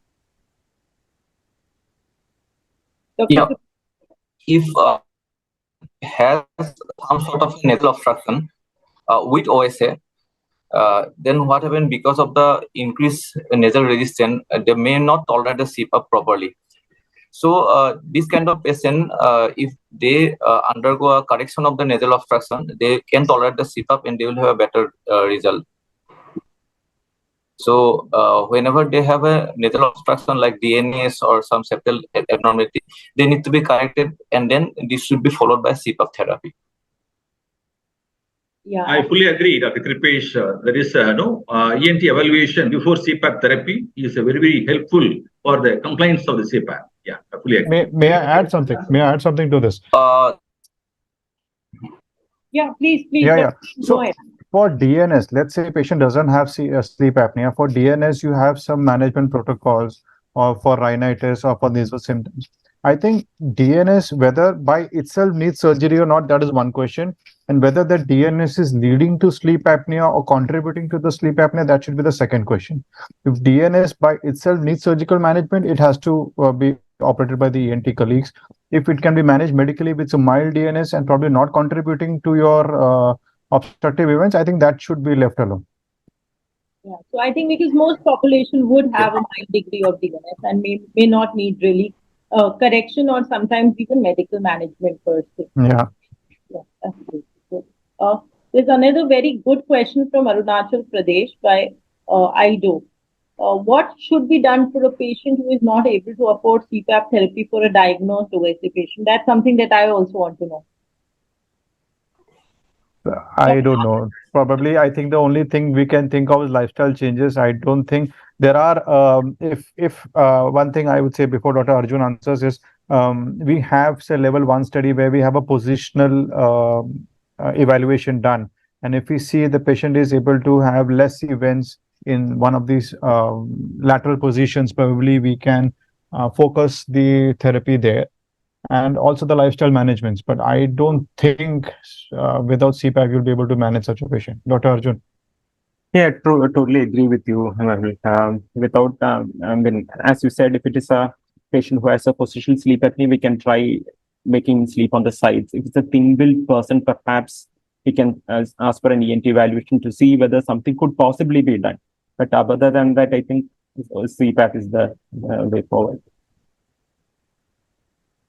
I think it's absolutely correct and valid because in India still, PAP therapy is not something, sleep disorders is not something which is covered even by insurance. So if the patient cannot afford it right out of their own pocket, they're actually in trouble. And I think at least in my practice, what I see is that most people who come to you would have a moderate to severe sleep apnea. And there are very few people who would probably be coming to you with a mild problem because they think snoring is normal. So people who come to you are those tip of the iceberg cases who have that excessive daytime sleepiness, who have sleep inertia, who have a disturbed nighttime sleep. And more often than not, they have a lot of comorbidities. And very often they are practically referred by one of your colleagues to you for, the sleep evaluation. So I don't think the mild cases are actually even presenting to us. Just like I think as all pulmonologists, we would agree that not that mild asthma and mild COPD especially is not something that actually walks into our OPD very often. So I'll take the next question, which is please throw light on how to titrate IPAP and EPAP in patients who require high pressures on CPAP. Dr. Mehul. See, the high pressure requirement, once we start, I mean, if you have seen a titration report, we usually start with a pressure of 4. And there you are able to see whether the AHI is coming down to less than 5 and your saturation is remaining above 90. And you keep on titrating up till you get that level. Sometimes you find that the AHI is less than 5, but like you've gone to a pressure of 10, the AHI is less than 5, but the saturation is still 88. You would still go to the pressure of 12 and check whether the saturation is coming up. So this is how you would titrate in a patient where you feel the pressures are adequate, but they are not covering both the aspects. Now, if you have a patient who requires a BiPAP, then the tolerability becomes important. And again, the target of the titration is again the AHI and the oxygen saturation, which you can handle. Right. I have another question, and I think Amit Chakravarti from West Bengal. I'm not sure I got your question, and I hope my next question answers your question. And if it doesn't, we'll be happy to, elaborate further. So there's a patient who probably has a high probability of OS. He has snoring. He has the partner says has witnessed apneas. The patient has sleep inertia, morning headaches, has disturbed nighttime sleep, wakes up multiple times to go to the washroom or drink water. And this patient actually comes to you with a level 3 study which shows a AHI of 3.2. We've discussed this multiple times.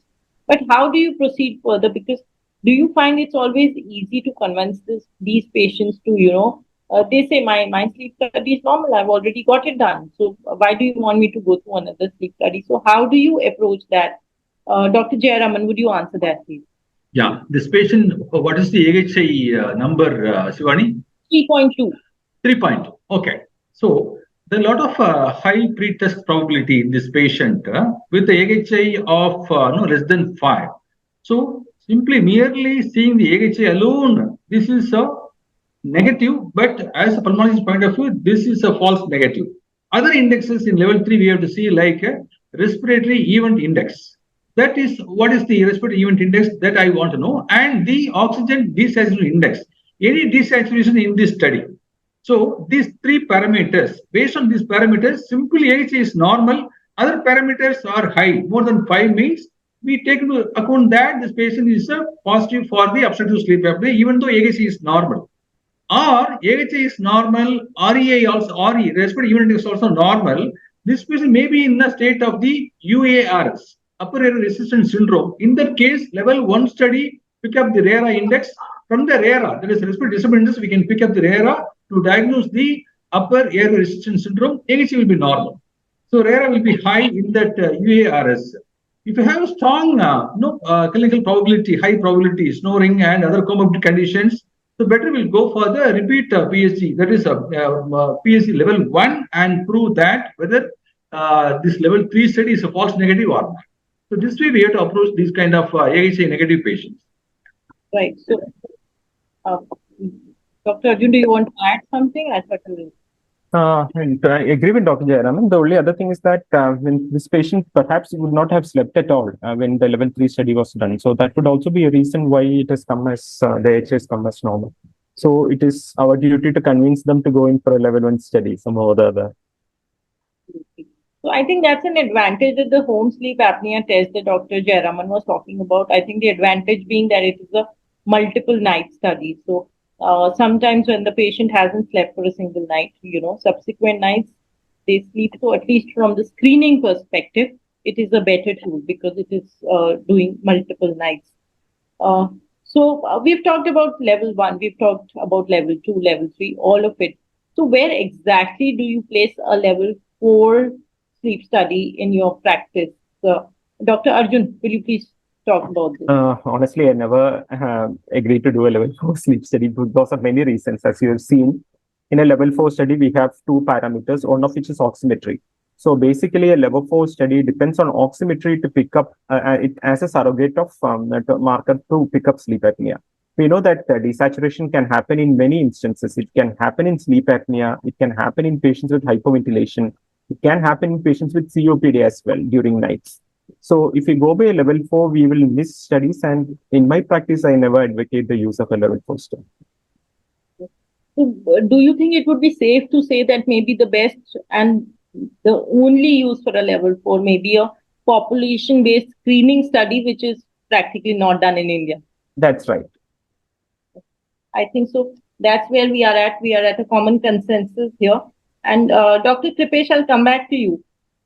So, what according to you is the most important factor? A patient walks into your OPD. What is that one single most important factor that you think which makes you decide that this is the level of sleep study that I want to do, whether it is a level 1, 2, or 3, and like 4, I am not even talking about it because that is a screening too. Yes. Suppose if the patient has a very classical symptom of sleep apnea, and patient is quite obese, he's a very high scoring stop and questionnaire. These are the patient where I would like to go for a level 3 polysomnography.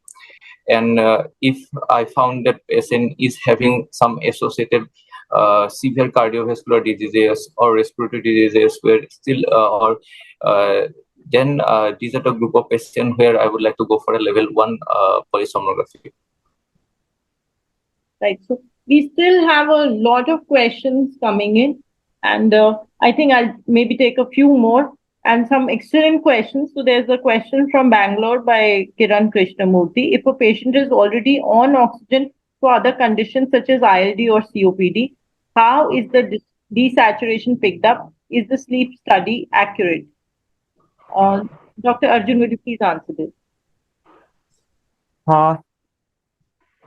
Really, in practice, we always do sleep studies for patients who are already on oxygen therapy. We don't stop that and do it because there are especially patients having ILD over on HOMO2 who would desaturate profoundly if they are taken for sleep study without oxygen. For such patients, our practice is to look at parameters other than oxygen desaturation and look at the AHI and other criteria and see how the other parameters fare in the sleep study.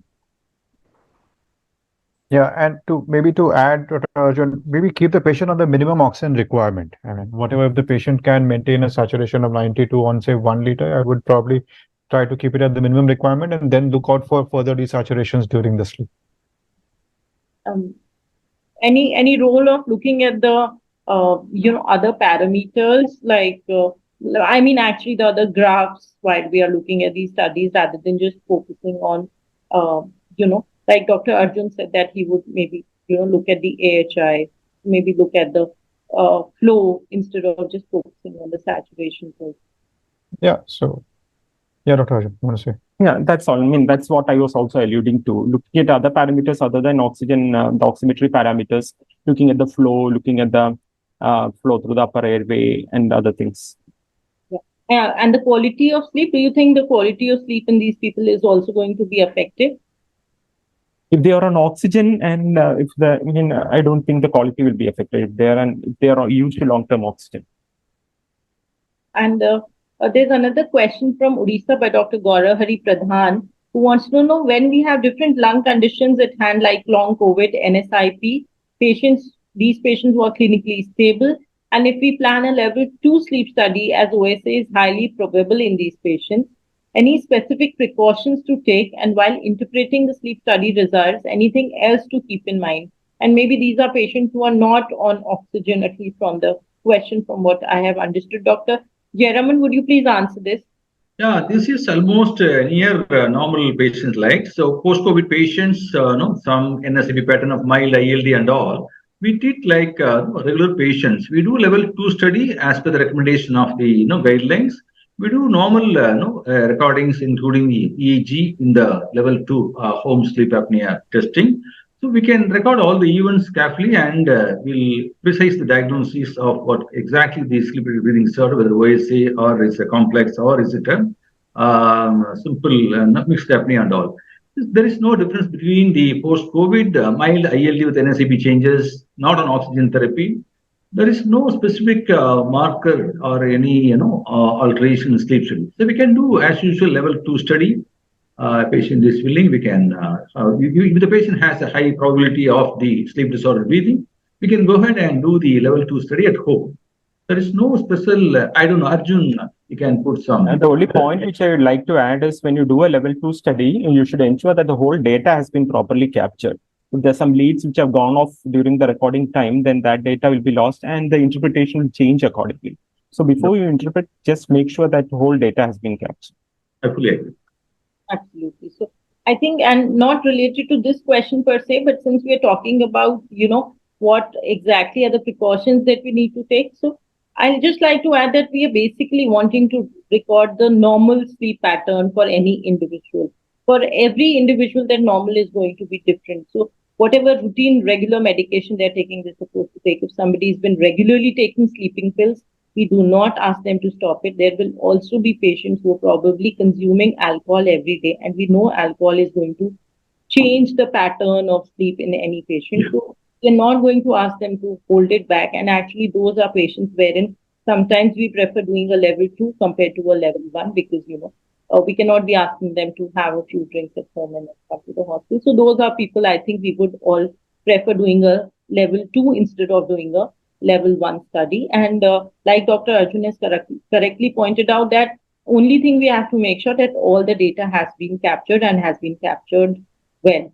So that's the thing. And of course, we manually go ahead and score the level 2 study as well so that we don't miss anything out. So those are the things that we look at. Going to another very important point, that we've talked a lot about sleep studies. There are certain other tests that we can do in a sleep lab, which are, the multiple sleep latency test and the multiple wakefulness latency test, which is called the MSLT or the MSWT. So, Dr. Jayaraman, will you please quickly enlighten us about these tests? Yeah, these are the tests mainly to diagnose the neurospecific disorders like narcolepsy. We do the multiple wakefulness state and everything and all.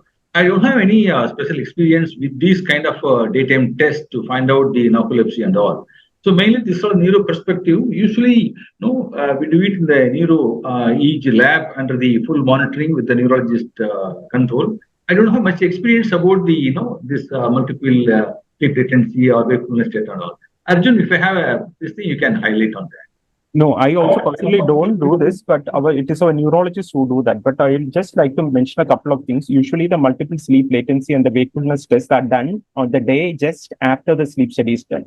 To do a whole night PSG, ensure that there are no OSAs in that because you tend to look for narcolepsy or idiopathic hypersomnolence in these patients. So do a sleep study, PSG, ensure that the patient does not have sleep apnea, and the following day, you give the patient adequate environment where the patient can fall asleep quickly.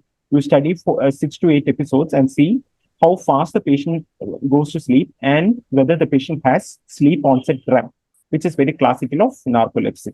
So the patient directly goes on to REM sleep and patient has a tendency to fall off immediately to sleep within the first 10 minutes. That is how we pick up narcolepsy. So actually, in our setup, the neurologist refer it to us to, do the MSLT or the MSWT. So like Dr. Arjun has correctly pointed out that we do a first overnight polysomnography to make sure that they do not have any other underlying sleep-related breathing disorder, sleep-related disorder per se.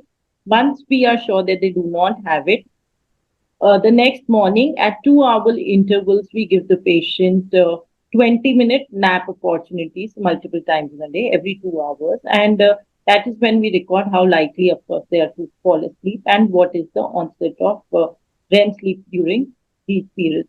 So that's about the MSLT, and MSWT on the other hand is just to assess the ability to stay awake. So rather than asking them to fall asleep, we ask them to try and stay awake during those napping periods and see how likely they are to fall asleep. So that's about it. I will maybe take 1 or 2 more questions if okay with everybody, because it's already 9:45. So we still actually have a lot of questions, and I'm sorry if we are not able to take all of them, but I'll try and take something which is relevant to today's topic, which is sleep studies. So what are the pointers to differentiate between OHS and OSA in a level 2 sleep study? Which is asked by Kiran Krishnamurthy, and I think that will also answer another question which was pretty much at the beginning, which we were not able to take, that what is the level, role of serum bicarbonate in these patients. So these 2 questions, I think I'm going to take the liberty to merge And I don't know who wants to answer this. Dr. Mehul? Yeah, so bicarbonate levels are used for, if the bicarbonate levels are high, then probably it points towards a more uncontrolled hypertension what the patient probably may have. And OHS, obesity hypoventilation syndrome, patients will also have some central events along with the obstructive event that we're going to see. And first of all, you will have a clinical differentiation of OHS in a patient who is probably having a morbid obesity of AHI of the BMI is more than 40 or 45. And the occurrence of mixed events or central events probably will point towards an obesity hyperventilation. And bicarbonate levels, practically I don't do, but probably you do it a day prior to the sleep study. That's what the literature states. And it is done to rule out probably severity where you'll end up with extreme hypertension. Arjun, you want to add? Yeah, now I will just add a couple of points. Serum bicarbonate of 27 is what we take off is the cutoff. If it is less than 27, we are particularly ruling out obesity hyperventilation. So if the bicarb is more than 27, that means the patient has chronic CO2 retention, and as a result, the bicarb has gone up. That is number one.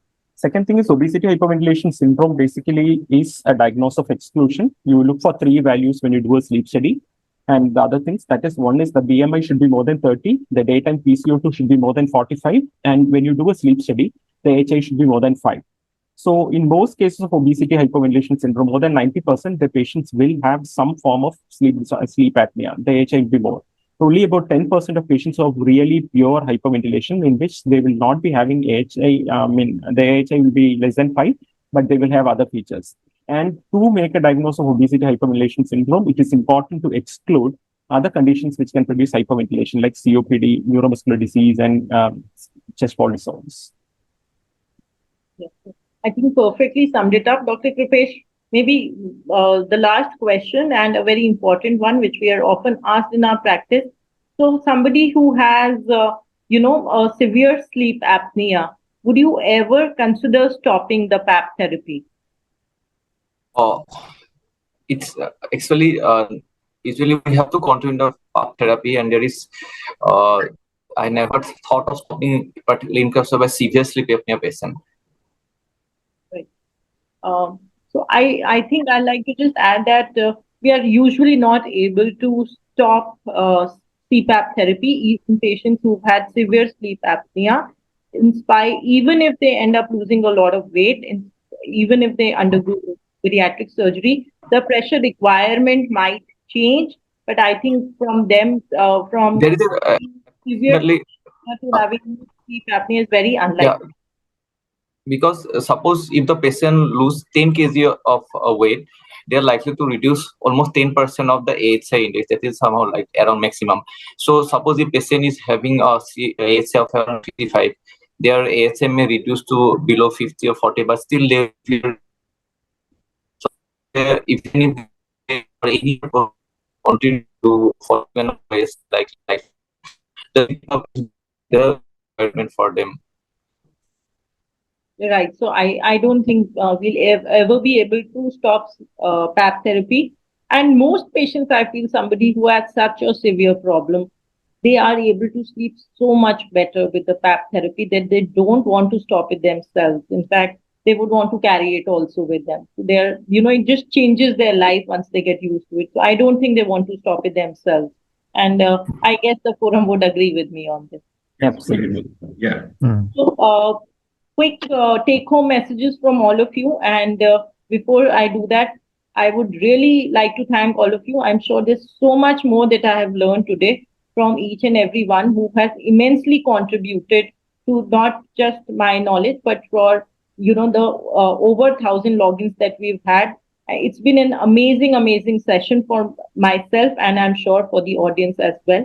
So, we are all very deeply, deeply thankful for all of you to spare the time to come here to, share so much precious knowledge with us. And with that, take-home messages, please. I'll start with Dr. Arjun. My take-home message is whenever you read a sleep report, don't just stop with AHI. There are so much more information that you can gather from each sleep report. So always make it a point to go about it in a structured, scientific way, so that you don't miss anything and you get all the important data that needs to be known. Yeah. So I think Dr. Arjun has beautifully summed up all the data that we need, and it would make our lives so much more simpler to be able to read sleep reports in the future. Dr. Jayaraman, from you, please. Yeah. See, regarding the sleep study interpretation, if your center or in your place, if you have a facility of doing the level 1 study, better you go for the level 1 PSG. This is the gold standard study. If the test is not available and you have only the level 3 HSAT, home sleep apnea test, so better undergo these tests and see all the values correctly, and not only apnea hypopnea index and the respiratory event index and the oxygen research index and the position. You have to see meticulously. We have to see all the parameters and interpret.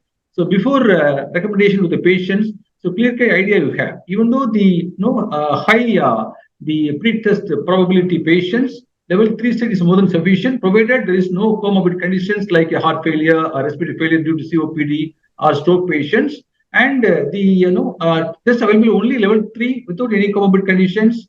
So no other associated other sleep disorders like restless leg syndrome or other narcolepsy and all. So go for the level 3 study if the level 1 is not available. So level 1 is always a gold standard. There are a lot of pipeline the PAT technology testing and photo techniques are available using the deep learning and AI technology. In coming up in very fastly. Once these tests are FDA approved, you can do it. As of now, level 1 is a gold standard. If not available, carefully select the patient for the home sleep apnea testing. There is a polygraphy level 3 study. Dr. Kripesh.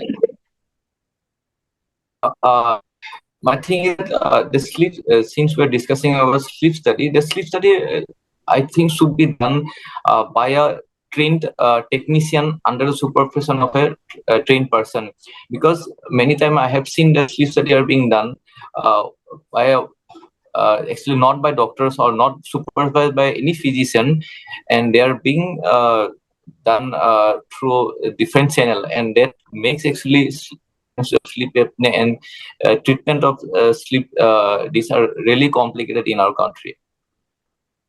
Right. Dr. Mehul. Yeah, I think everything has been said. I think I would just like to say, if you're starting out sleep studies, you should actually attend sleep studies and see how it is done. You should see how a recording is done, how to interpret, what are the fallacies, whether the sensor has come off and all these things. And simplest thing is that sleep study should be like we say in Hindi, na, ye to main neend mein bhi kar sakta hu. So you should be able to interpret a sleep study even in your sleep. So that's why you need to attend the sleep study to understand how it is actually done. Yeah, I think that's a very beautiful point put forward. And I would just like to add that I think for anybody who's remotely interested in sleep should also learn how to interpret the EEG waves, also learn how to interpret the sleep study graphs in general. So, first get to doing the manual sleep scoring. I think initially it may take a lot of time. And even by the end, even if you are very well trained, you're very well versed with the waves, I think it still takes almost around half an hour to 45 minutes to read every 30-second epoch that, Dr. Mehul talked about. So it is definitely an extensive work, but it is very gratifying work. I have always felt that sleep is one very gratifying branch in terms of the only branch wherein the patient would tell you the next morning after using PAP therapy that I have slept well after ages. In no other branch of medicine do you get such gratifying and such instant results from any patient. That's my own personal feeling and experience. And with that, I would really like to again thank all of you for being here. And more than anything and anyone else, I think I would like the audience who have so actively and enthusiastically participated and made this webinar a grand success. Thank you very much. Thanks a lot. Thank you. Thank you. Thank you, everyone. Thank you, CCI, for this wonderful opportunity. Thank you. Thank you. Thank you. Thank you, everybody. Thank you.